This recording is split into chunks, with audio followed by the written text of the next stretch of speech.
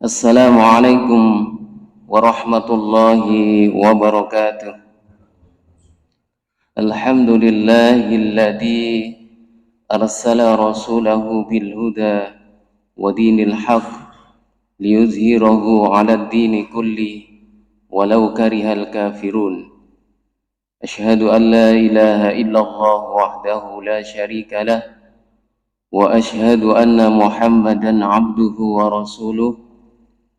Allahumma salli wa sallim ala nabiyyina Muhammadin sallallahu alaihi wasallam wa ala alihi wa sahbihi ajma'in. Amma ba'd. Ayyuhal hadirun ittaqullaha haqqa tuqatih wa la tamutunna illa wa antum muslimun. Yang kami hormati Ketua Takmir beserta pengurus Masjid Mujahidin, Bapak-bapak, Ibu yang sempat hadir, yang kami hormati dan mudah-mudahan dirahmati oleh Allah Subhanahu wa taala. Segala puji bagi Allah, Tuhan semesta alam, Tuhan Allah yang selalu memberikan apa-apa yang menjadi kebutuhan kita, dan hanya Tuhan Allah lah yang selalu menjawab atas doa-doa yang kita panjatkan dan selalu memberikan yang terbaik menurut Allah Subhanahu wa taala. Dan kita harus yakin dan selalu berhusnudzon kepada Allah Subhanahu wa taala bahwasanya takdir yang diberikan Allah kepada kita adalah takdir yang terbaik.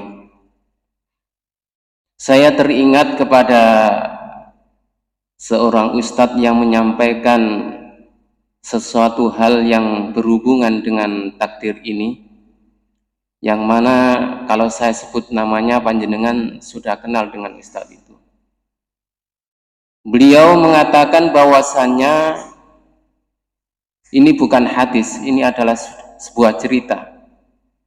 Dulu ada seorang raja yang mana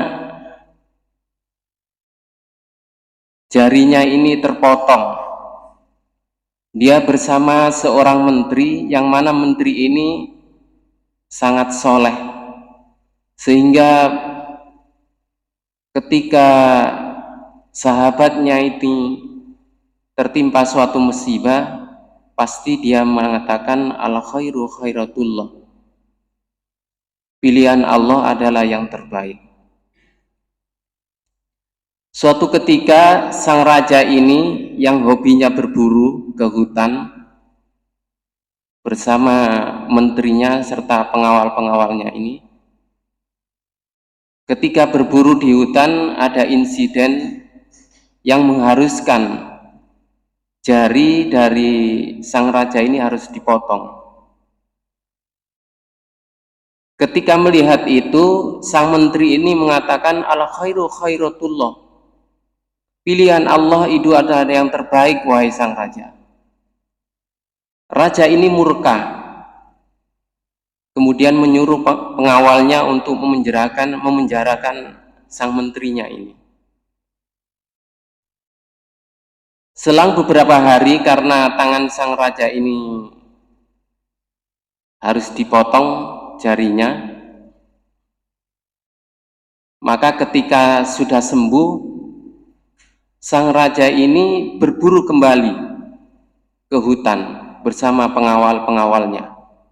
Tentunya tidak bersama menteri yang soleh tadi. Ketika di penjara, sang menteri ini tidak bersedih hati karena dia selalu mengatakan bahwasannya pilihan Allah itu adalah pilihan yang terbaik. Kembali kepada sang raja yang berburu ke dalam hutan. Karena begitu lama tidak berburu, saking senangnya dia lupa bahwasannya dia susah memasuki hutan terlalu dalam, sehingga dia bertemu dengan suku primitif yang mana dia menyembah dewanya itu harus melakukan pengorbanan. Di antaranya adalah yang dikorbankan adalah manusia. Kemudian sang raja ini tertangkap oleh suku ini bersama pengawalnya. Satu persatu pengawalnya ini dikorbankan oleh suku primitif itu, dan sampailah gilirannya sang raja. Ketika suku primitif ini melihat bahwasannya jarinya sang raja ini terpotong, maka suku primitif ini tidak jadi mengorbankan sang raja. Kemudian dilepaslah sang raja ini. Akhirnya sang raja ini sampailah pada kerajaannya. Dia bergembira ria dengan jarinya yang terpotong. Dia bersyukur sekali dulu karena jarinya terpotong ketika berburu di hutan. Sesampai di kerajaan, dia menuju menterinya yang dipenjarakan. Dia mohon maaf, dia meminta maaf, dia menyadari bahwasanya yang dikatakan adalah benar, bahwasanya pilihan Allah adalah pilihan yang terbaik. Kemudian sang raja ini bertanya kepada sang menteri, kalau aku terbebas dari kematian itu saya syukuri karena tidak jadi dikorbankan oleh suku primitif. Sedangkan engkau aku penjarakan, kenapa engkau tetap mengatakan bahwasanya pilihan Allah adalah pilihan yang terbaik? Kemudian menteri yang soleh ini mengatakan, seandainya engkau tidak memenjarakan aku, wahai sang raja, tentu aku ikut denganmu. Dan tentunya aku juga menjadi korban seperti prajurit-prajurit yang lain. Ma'asyiral muslimin wa zumratal mu'minina rahimakumullah.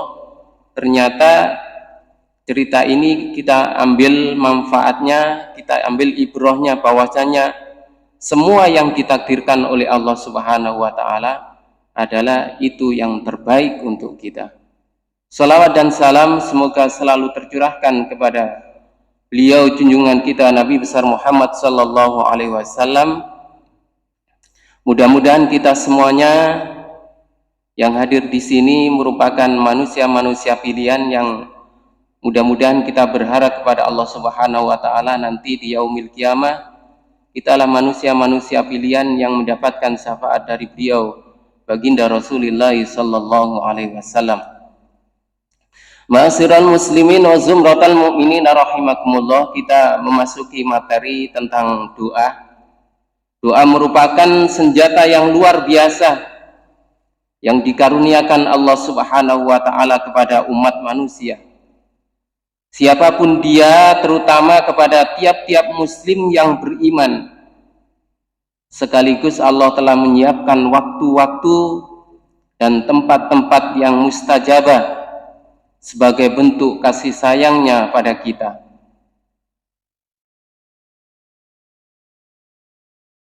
Contoh kekuatan doa itu banyak sekali yang kita lihat di realitas sekarang ini, atau mungkin cerita dari sahabat-sahabat yang lain, atau mungkin pengalaman pribadi yang menegaskan bahwasanya doa itu sangat dahsyat. Ketika suatu permasalahan sudah tidak ada jalan keluarnya menurut akal manusia, namun ketika kita mengangkat tangan dan mohon pada Allah Subhanahu wa taala, maka apa yang terjadi? Allah Subhanahu wa taala mengurai permasalahan itu di luar nalar dan selesai dengan sempurna. Ada contoh lain ketika seorang dokter sudah angkat tangan dan bahkan memvonis pasiennya dengan mengatakan tiada harapan untuk sembuh, sehingga membuat pasien dan keluarganya putus asa.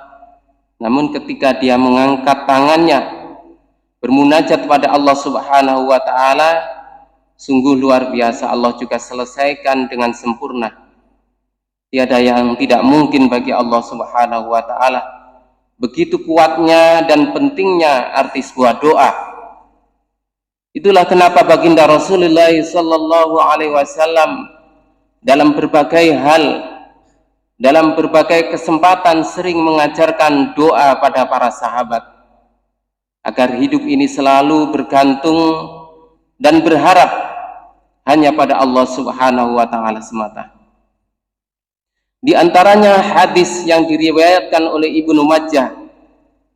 Hadis ini dari Ibu Ummu Salamah. Hadis ini sangat populer. Insya Allah para jamaah sudah hafal, bahkan mungkin sudah mengamalkannya.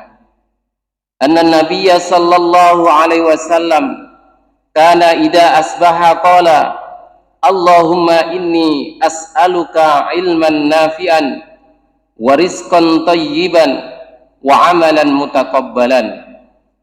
Ya Allah, sungguh aku mohon kepada Engkau ilman nafi'an, yaitu ilmu yang bermanfaat, wa rizqan thayyiban, rizki yang baik, wa amalan mutaqabbalan, dan amal yang diterima. Doa dalam hadis ini berisi 3 permintaan baginda Rasulullah sallallahu alaihi wasallam. Tentunya doa ini juga diwariskan kepada kita agar kita selalu mengikuti baginda Rasulullah sallallahu alaihi wasallam. 3 permohonan yang sangat penting bagi kehidupan seorang muslim. Yang pertama adalah ilman nafi'an, ilmu yang bermanfaat. Siapapun kita, terutama bagi mereka yang sedang menuntut ilmu, tentu sangatlah menginginkan tidak hanya fokus banyaknya akan ilmu, namun dalam Islam kemanfaatan dalam ilmu itu yang harus diprioritaskan dan diutamakan. Pengetahuan yang didapat seharusnya memberikan kemanfaatan yang luas, tidak hanya pada dirinya sendiri, namun juga pada orang lain, karena itu akan mengantarkan pada derajat manusia yang terbaik. Khairun nas anfa'ahum linnas. Dalam pepatah Arab mengatakan bahwasanya ilmu yang tidak bermanfaat itu seperti pohon yang tidak ada buahnya. Al ilmu bila amalin kasyajarin bila samarin. Jadi tidak ada gunanya kalau ilmu itu tidak bermanfaat. Bahkan termasuk ilmu yang bermanfaat itu ketika kita sudah wafat namun pahalanya terus mengalir. Ada 3 perkara yang mana ketika kita sudah meninggal maka pahalanya tetap mengalir. Di antaranya adalah yang satu, yaitu au ilmin yuntafa'u bih, yaitu ilmu yang bermanfaat. Kemudian permintaan baginda Rasul yang kedua adalah rizqan thayyiban, rizki yang baik. Dalam surat yang kedua, yaitu surat Al-Baqarah ayat 168, Allah berfirman, ya ayyuhan nasu kulu mimma fil ardi halalan thayyiban wa la tattabi'u khutuwatis syaiton innahu lakum aduwwum mubin. Allah Subhanahu wa taala berfirman memanggil manusia, ya ayyuhan nas kulu mimma fil ardi halalan thayyiban, wahai manusia, makanlah apa-apa yang di bumi ini halalan, yang halal. Tidak hanya itu saja, thayyiban, Allah Subhanahu wa taala menyuruh halalan thayyiban, halal dan baik. Apa ada yang halal yang tidak baik? Tentu ada, karena Allah Subhanahu wa taala sudah memfirmankan seperti itu. Wala tattabi'u khutuwatis syaiton, dan janganlah kamu mengikuti langkah-langkah syaitan. Innahu lakum aduwwum mubin, sesungguhnya setan itu adalah musuhmu yang nyata. Kenapa Allah Subhanahu wa taala mengkaitkan sesuatu makanan dengan jangan mengikuti langkah-langkah setan? Para ulama menjelaskan bahwasanya ketika kita makan ini ada sesuatu hal yang itu bisa menyebabkan kita mengikuti langkah-langkah setan. Di antaranya adalah ketika kita makan atau minum dengan tangan kiri, ini merupakan mengikuti langkah-langkah setan. Kehalalan dalam Islam adalah mutlak, yang tidak bisa ditawar. Begitu bicara rizki yang baik berarti halal dan baik. Rizki yang baik tentu didapat melalui cara dan proses yang benar. Begitu pula ketika kita membelanjakannya, haruslah tidak melanggar syariat-syariat yang Allah tetapkan.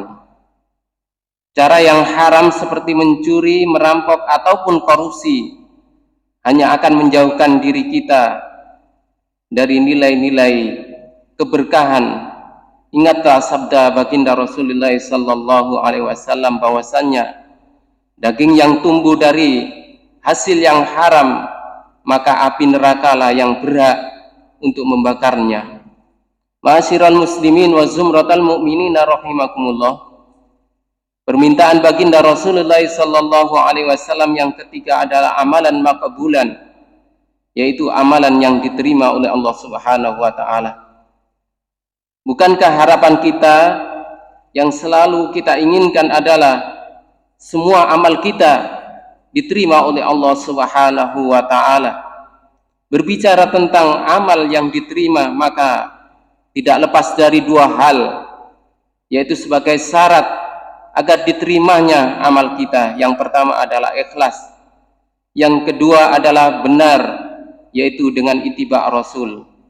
Tentang ikhlas ini baginda Rasulullah sallallahu alaihi wasallam bersabda, hadis ini diriwayatkan oleh Imam Abu Daud dan Imam Nasai, sesungguhnya Allah Subhanahu wa taala tidak menerima amal perbuatan kecuali yang dilakukan dengan ikhlas dan mengharap hanya ridha Allah Subhanahu wa taala. Tentang yang benar, harus mencontoh baginda Rasulullah sallallahu alaihi wasallam, karena baginda Rasul bersabda, man amila amalan laisa alaihi amruna fahuwa raddun. Barang siapa yang melakukan suatu amal yang itu tidak ada perintah dari kami, dari baginda Rasul, maka terputuslah amal itu. Ma'asyiral muslimin wa zumratal mu'minin rahimakumullah. Buat apa kita bersusah payah beribadah kalau pada akhirnya tidak dinilai oleh Allah Subhanahu wa taala? Karena tidak ada contoh dari baginda Rasulullah sallallahu alaihi wasallam. Mudah-mudahan kita semuanya mampu untuk mengamalkan doa ini, sehingga sampai Allah Subhanahu wa taala mengijabah atas doa-doa yang kita panjatkan, sehingga kalau Allah Subhanahu wa taala sudah mengijabah atas doa-doa yang kita panjatkan, hidup kita menjadi tenang. Dengan ketenangan itu kita beribadah dengan maksimal, dengan sempurna. Mudah-mudahan dengan ibadah yang sempurna itu Allah Subhanahu wa taala memasukkan kita bersama keluarga ke dalam surganya. Amin amin ya rabbal alamin. Mohon maaf apabila ada kesalahan. Billahi taufik wal hidayah. Wassalamualaikum warahmatullahi wabarakatuh.